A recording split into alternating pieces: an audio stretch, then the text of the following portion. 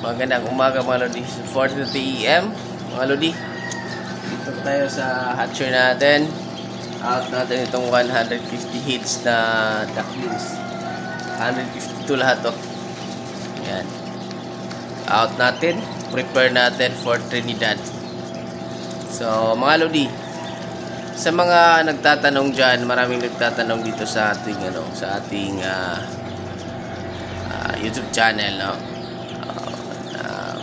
Hingi ng number. So i-ped nyo lang ako mga Lodi dyan sa description natin nyo dyan.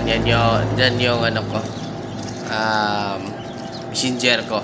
So ped nyo lang ako dyan mga Lodi, para may kontak kayo sa akin. So makakasupply po tayo around Bohol, no?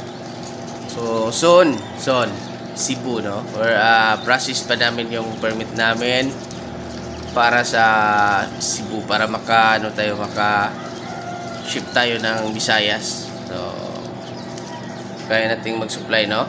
So may permit, may mga permit po tayo, ha. May business permit tayo mga Lodi. So, tayo matatakot, no? Okay, matakot. May business permit tayo.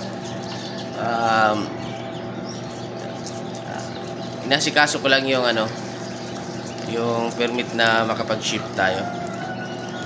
Ayan mga Lodi, sa mga nagtatanong, may mga tao nagtatanong sa akin kung paano naghanap ng number ko, no? So hindi ako nagbibigay ng number. Napakaraming scammer mga Lodi.